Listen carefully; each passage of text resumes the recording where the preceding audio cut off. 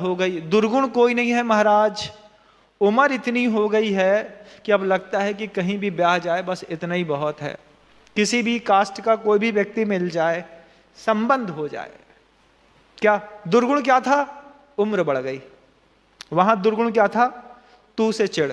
यहां उम्र बढ़ गई तो आपके अंदर कैसा विकल्प होता है? जबकि माता पिता को छोटी उम्र में पढ़ाई होने के बाद पहले विवाह, विवाह के बाद दोनों जॉब। अच्छे माता पिता को अगर अपना जीवन अच्छे से बचाना है, 21 वर्ष की उम्र में बच्चे का विवाह कर दीजिए। बहुत छोटी उम्र होती है महाराज, बच्चे नहीं समझ पाते। बच्चे तो 12 साल की उम्र में सब समझने लगते हैं। 21 वर्ष की उम्र में आप अपनी बच्ची का विवाह कर दीजिए। महाराज इसकी एजुकेशन कंप्लीट नहीं हुई, हमारा लड़का पढ़ रहा है, अभी जॉब में सेटल नहीं हुआ है। हम आपको वही बात बताना चाह रहे हैं, सबसे पहले बच्चों का विवाह 21 वर्ष की उम्र में कर दीजिए, फिर 25 वर्ष तक अपने बच्चे और बच्ची, पुत्र वधू का और पुत्र का, दोनों का माता पिता बनकर लालन पालन करिए। समझ रहे हैं हमारी बात आप? 21 वर्ष की उम्र में विवाह कर दिया, अभी दोनों पढ़ रहे हैं, अब दोनों को फिर पढ़ाओ, बेटा जाओ पढ़ाई करो। 4 वर्ष तक उनको खर्चा, भोजन, पान, लालन पालन सब करिए। 25 वर्ष की उम्र तक दोनों बच्चे ग्रेजुएशन कंप्लीट करके बाहर आ जाएंगे। उनको बोलो तुम्हारे संबंध हो गए हैं, अपना अपना जॉब ढूंढ लो। बड़ी बड़ी कंपनियां, हस्बैंड एंड वाइफ को एक कंपनी में बहुत जल्दी जॉब मिल जाता है, आराम से जॉब करो। दोनों का जीवन भी संतुलित है, व्यवसाय भी संतुलित है और सामाजिकता का व्यवहार भी संतुलित है। लेकिन संतुलन ऐसा बिगाड़ दिया, 28 के बाद ही शादी करेंगे चाहे कुछ हो जाए। इससे समाज का बहुत बड़ा वर्ग विचलित होकर के कैसे कैसी गतिविधियों में संलिप्त होने लगा है। आपको सुनाऊंगा तो आश्चर्य लगेगा बंधु। आज भी इस बात की जागृति की बहुत जरूरत है।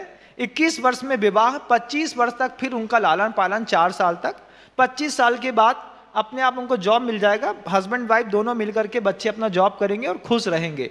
आपको भी संतुष्टि रहेगी, आपके उन बच्चों को भी संतुष्टि रहेगी, और पता नहीं कितने सारे पापों से इस 4 साल में बच्चे बच भी जाएंगे। ये भी एक कौशल है, आप चाहें तो कर सकते हैं, आपको करना चाहिए। बत्रा कहती मेरा उससे विवाह हो गया, उस धूत प्रेमी को मैंने अपने प्रेम में ऐसा रंगा कि उसने सारे व्यसन छोड़ दिए, पूरा का पूरा सुधार दिया, और मैं उसके साथ निराकुलता पूर्वक रह रही थी। एक दिन किसी कारणवश हमारे श्रीमान जी को बाहर जाना पड़ा, रात में चले गए, और वो चले गए, पानी बरस रहा था। मुझे बहुत याद आ रही थी अपने पति की। मैं सोच रही थी कि 10 बजे तक आ जाएंगे, 11 तक आ जाएंगे, लेकिन जब वो नहीं आए और मेरी विरह वेदना बढ़ गई तो मुझे गुस्सा आ गई। गुस्सा आई तो मैंने दरवाजा बंद किया और सो गई। रात को ये करीब 1 बजे के आसपास घर के अंदर प्रवेश करते हैं, दरवाजा खटखटा रहे थे। मैं आधी नींद लगी थी, आधी नहीं लगी थी।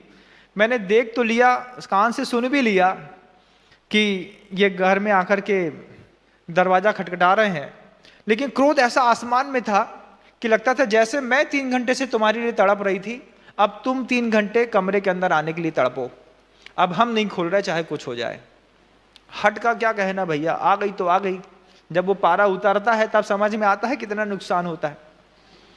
तो बार बार वो सोम शर्मा चिल्लाता रहा, मेरी प्रिय, मेरी मनोरमा, मेरी बेबी खोल, हम आ गए, हम आ गए, हम आ गए। वो सुनने तैयार नहीं। जब बिल्कुल पति का भी उग्र हो गया स्वभाव, नहीं रहा गया, तब धीरे से बोलता, अरे चुड़ैल खोलेगी कि नहीं खोलेगी? कुछ नहीं कहा, भद्रा शांत बैठी रही। तू मर गई है कि जिंदा है, कुछ तो आवाज कर। जैसे ही तू शब्द पति के मुख से सुना, वैसे ही उसका क्रोध भड़क गया। दरवाजा खोलती है और पति को घूर के देखती है, पति को धक्का मारती है, पति एक तरफ गिरता है। वो सोम शर्मा ये बिना कुछ सोचे बरसती बारिश में अपने घर को छोड़कर के बाहर निकल जाती है रात को 1 बजे। कभी आपने देखा कि आपकी बच्ची रात को 1 बजे कभी बाहर निकल गई हो? देखा? कभी कभार होता है ऐसा, जब बहुत तेज क्रोध आ जाता है ना, तो घर की शादीशुदा महिलाएं भी चुपचाप दरवाजा खोल के भाग जाती हैं, पता नहीं चलता। फिर क्या, फिर रात में जब पति देखता बगल में नहीं है, थोड़ी देर नहीं है, तब ढूंढो तो पता चलता है कोई स्टेशन में मिल रहा है, कोई बस स्टैंड में मिल रहा है। 2 घंटे बाद आत्मग्लानि होने लगती है कि हमने गलत काम कर दिया, लेकिन उस समय तो गलत काम हो ही जाता है। भद्रा ने दरवाजा खोला और बाहर निकल गई। भद्रा बोलती है, वो मेरे जीवन का सबसे बड़ा अपराध था जब मैं अपने पति के ऊपर गुस्सा करके बरसती बारिश में वहां से बाहर निकल गई। जिनदत्त सेठ शांत होकर के भद्रा का ये स्वभाव और उसकी कहानक सुन रहे थे कि तुम्हारी समता इस तरीके से आई, तुम जो इतना समता भावी दिख रही हो वो ऐसा? बोले हाँ सेठ जी, रात को निकली, बिना कुछ देखे सुने चुपचाप चलती गई, जंगल में पहुंची तो डाकुओं ने मुझे घेर लिया। डाकुओं ने घेरा, फिर सारे के सारे डाकू मिल करके मुझे अपने सरदार के पास ले गए। अंधेरी रात हो, पानी बरस रहा हो, वहां पर गिरगिट और सियार की आवाजें, मेढक की डर डर की आवाजें आ रही हो, कोई अकेली महिला जा रही हो, कौन सी आपत्ति है जो उसके ऊपर नहीं आती? सारी आपत्तियां एक साथ आने को आतुर रहती हैं। मैंने कभी नहीं सोचा कि मुझे अपने पति के अलावा कहीं और जाना है, कुछ और करना है। सिर्फ एक ही दुर्गुण था मेरे अंदर, क्रोध का। जैसे ही डाकू के सरदार के पास पहुंचा, सरदार क्या था, वो भील था, बहुत बड़ी काया और पूरा शरीर काला और थुलथुल और मोटा। वो मुझको देख करके, मेरे रूप को देख करके अंधेरे में कहता है कि तू मुझे अपना पति मान ले, तू जो चाहेगी सब मिलेगा, मेरे साथ भोग कर ले। अब भद्रा सोचती है, इस क्रोध के चक्कर में आज मेरे सील के ऊपर आंच आ गई। कसाई के चक्कर में सील बर्बाद होने को आया। ना मेरे पति है, ना परिवार है, ना पिता है, ना कोई भी व्यक्ति है। अब मेरा निर्वाह कैसे हो? भद्रा सोचती है, अंदर ही अंदर महामंत्र नमोकार का जाप कर रही है और पक्का ठान के बैठी है, मर जाऊं लेकिन इसके हाथ में शरीर को आने नहीं दूंगी। अगर स्त्री चाह ले बंधुओं, जीवन का ऐसा सत्य है जो कुछ लोग ही जानते होंगे, कुछ सुनी बातें होती हैं, कुछ अनुभव की होती हैं। अगर स्त्री चाह ले तो पुरुष उसके साथ कुछ भी नहीं कर सकता। जब स्त्री खुद सहयोग करती है तभी उसके ऊपर विपत्ति आती है। भद्रा को यह बात कान में बहुत अच्छे से समझ में आ रही थी। गुरुओं की देशना में उसने पद्मासन लगा करके ऐसा बैठी कि वो इतना बड़ा सरदार होने के बाद भी भद्रा को अपने आसन से हिला नहीं पाया। सोचता रहा कि इसकी अस्मिता के साथ खेल कर लूं, इसको दूषित कर दूं, इसका सील भंग कर दूं। लेकिन एक बार स्त्री ने सोच लिया कि मुझे अपना शरीर नहीं देना है, मजाल है कि कोई पुरुष उसके शरीर पर हाथ रख दे। जब स्त्रियां खुद उतारू होती हैं तब जाकर के बड़ी बड़ी घटनाएं घटती हैं। ऐसा शरीर को कस के बैठी कि उस सरदार को थोड़ी देर में ही समझ में आ गया, मैं इसको भोग नहीं पाऊंगा। मारे गुस्सा के उसने भद्रा को धक्का दिया तो भद्रा आसन सहित, जैसे कोई प्रतिमा को धक्का दो तो प्रतिमा गिर जाती है, ऐसी भद्रा गिर गई। और सरदार अपने नीचे रहने वाले लोगों से रहता है, ले जाओ इसको यहां से, जो करना है तुम लोग कर लो। भद्रा कहती है जिंदत सेठ से, सरदार के हाथ से छूटी तो सौभाग्य माना, लेकिन सरदार के हाथ में रहने वाले जितने भी और भी कर्मचारी और लोग थे, दूसरे डाकू थे, वो तो सील हरण करने में डाकुओं के भी बाप निकले। जब देखा उनके साथ में रहने वाले और चोरों ने कि सरदार ने इसको हम लोग के लिए छोड़ दिया है, एक साथ सबने मेरे ऊपर झपट्टा मारा। एक साथ, जैसे आजकल गैंग रेप होते हैं, ठीक वैसे ही उस तरीके के बलात्कार करने की कोशिश करी। उस समय भी भद्रा अपने आप में अड़ी रही और उसके उस शील का महत्व ऐसा प्रकट हुआ कि उसके शरीर के कपड़े तो फटते चले गए, लेकिन उसके अड़ग विश्वास के कारण वहां पर एक देवी प्रकट हो गई। धर्मो रक्षति रक्षिता, तुम धर्म की रक्षा करो, धर्म तुम्हारी रक्षा करेगा। भद्रा कहती है वन देवी प्रकट हुई। वन देवी ने प्रकट होकर के जितने भी डाकू थे सबको दंड दे करके, डंडे से मार करके भगा दिया और मेरा शरीर प्रायः करके उस अंधेरी रात में पूरा निर्वस्त्र हो गया था। कुछ एक टुकड़े बस मेरे शरीर पे बचे थे। उस देवी ने कृपा करके मुझे एक कंबल उड़ा दिया, मोटा कंबल उड़ा दिया। आपको अच्छा लग रहा है ना सुन करके कि एक स्त्री के शरीर पर वस्त्र ना हो तो उसको एक कंबल उड़ा दिया किसी ने, अच्छा लग रहा है। भद्रा कहती है मेरे दुख खत्म नहीं हुए। क्या दुख खत्म नहीं हुए? जिनदत्त सेठ सुन रहा है। दुख क्या खत्म नहीं हुए कि उस कंबल में इतने सारे जुएं थे कि जुओं ने मेरे शरीर के अंदर छेद करना शुरू कर दिया। वस्त्र नहीं है, एक कंबल है, कंबल में मोटे मोटे जुएं पड़े हैं। और इतना ही नहीं, उस कंबल के ऊपर रक्त लगा था। रक्त के कारण उसमें से रक्त की गंध से कीड़ों का आकर्षण बढ़ रहा था। हर देवी जो दुनिया के मुकाम पे तुमको मिलती है वो तुम्हारे साथ अच्छा ही करेगी, ये जरूरी नहीं है। जैन दर्शन में और अन्य दर्शनों में जिनेंद्र देव के अलावा कई देवी देवताओं की मान्यता है। कई देवी देवताएं देव के अलावा होते हैं। उन देवों में सारे के सारे सम्यक दृष्टि हो, सारे के सारे आपके ऊपर अनुग्रह करने वाले ही हो, ये कोई जरूरी नहीं है। क्योंकि देवों के अंदर शापानुग्रह शक्ति होती है। वो आपको श्राप भी दे सकते हैं और अनुग्रह भी कर सकते हैं। और अगर मिथ्या दृष्टि कोई देव देवी हुआ तो वो आपके साथ अपराध भी कर सकते हैं, आपके शरीर के साथ खिलवाड़ भी कर सकते हैं, भोग इत्यादि की क्रियाएं भी देव कर सकते हैं। बंधुओं, होता है। इस चीजों को आप ऐसा नहीं मानना कि पंचम काल में अभी ऐसा कुछ नहीं होता है, भूत ऐसे नहीं होते, सब होते हैं। हमने खुद इसको साक्षात अपनी आंख से देखा है कई बार।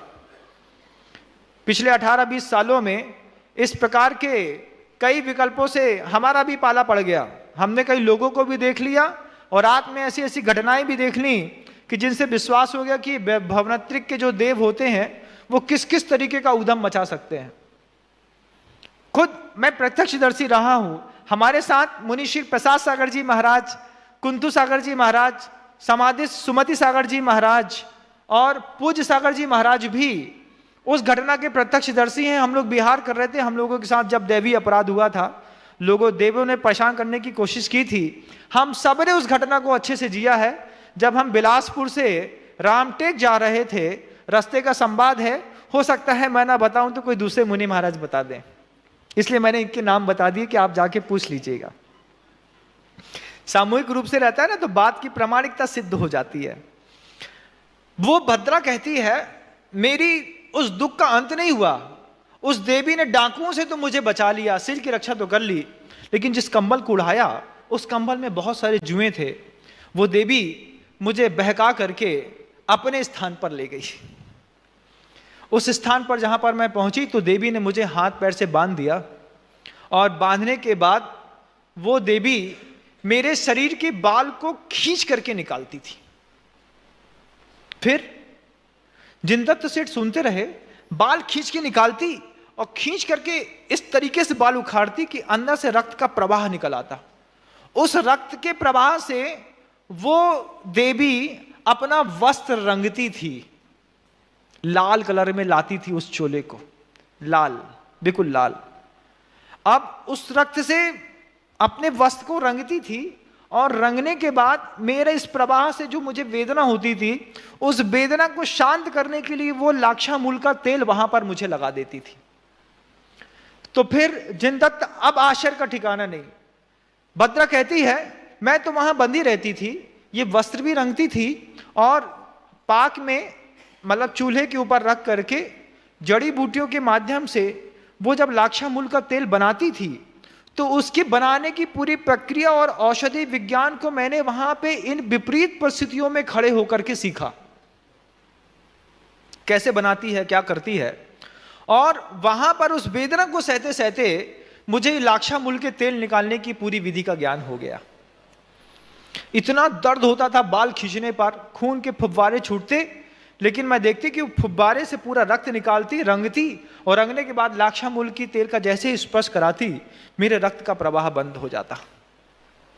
कई दिनों तक उसने मेरे साथ इस तरीके की अमानवीय प्रक्रियाओं को से मैं गुजरी। अभी भी आप कभी देखिएगा, जो आप जूता पॉलिश करने का जो ब्रश यूज करते हैं ना, करते होंगे ना जूता पॉलिश के लिए ब्रश, तो जो बाल का बना होता है बंधुओं, वो सुअर के बाल का बनता है ब्रश। सुअर के बाल को, सुअर पालने वाले लोग जो होते हैं, मुनि महाराज के केशलोंज करने में और सुअर के बाल खींचने में बहुत अंतर होता है।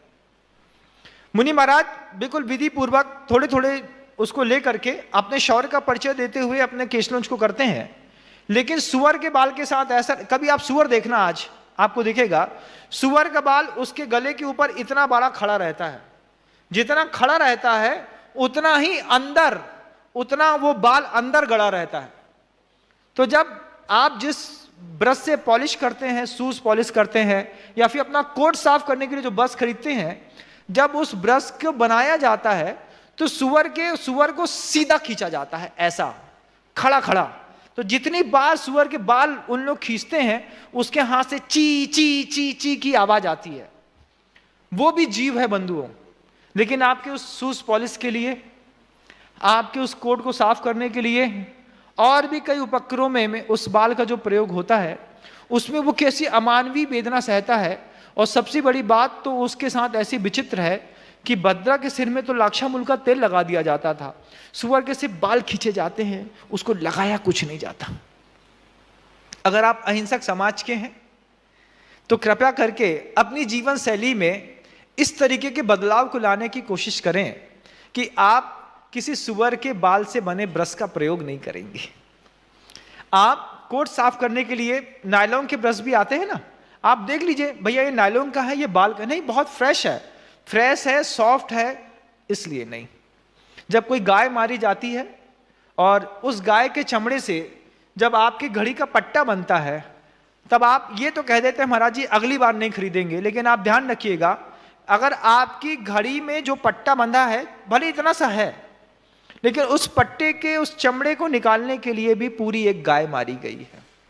जब आप बड़ी बड़ी कंपनियों की गाड़ियां खरीदते हैं, 8 गाय मारी जाती हैं बंधु। एक बड़ी बेहतरीन गाड़ी मर्सिडीज या कोई भी 20-25 लाख की जब आप गाड़ी खरीदते हैं, लेदर की जो सीट होती हैं आगे की और पीछे की, उसको पूरा मेंटेन करने के लिए कम से कम एक कार बनाने में 8 गाय मारी जाती हैं। व्यवस्थित रूप से बड़ी साफ सुथरी गाय को मारते हैं, पूरा चमड़ा एक सा उघाड़ते हैं, तब जाकर के आपकी सुख सुविधाओं की ये चीजें मिलती हैं। अब इस तरीके के उपदेश नहीं होते, पहले होते थे। काय के? रात्रि भोजन के त्याग के, चमड़े की वस्तु के त्याग के, रात्रि भोजन करने के त्याग के, रात्रि में विवाह नहीं करेंगे, इस प्रकार के संकल्प के पहले बहुत सारे संदेश दिगंबर मुनि महाराजों के माध्यम से दुनिया भर में प्रचारित किए जाते थे। कई बार आपने सुना मुनिश्री प्रमाण सागर जी महाराज रात्रि में शादी बंद कराने के सबसे बड़े पुरोधा थे, और जबलपुर में सबसे बड़ा मुहिम प्रमाण सागर जी महाराज ने चलाई थी कि रात में विवाह बंद करने के लिए। उनसे प्रभावित होकर के पूरे देश में सब लोगों ने आजीवन इस बात का संकल्प किया था, पता नहीं लोगों का संकल्प कहां चला गया। इन्हीं भावनाओं के साथ अहिंसा परमो धर्म की जय। भगवंत गुरुदेव श्री विद्या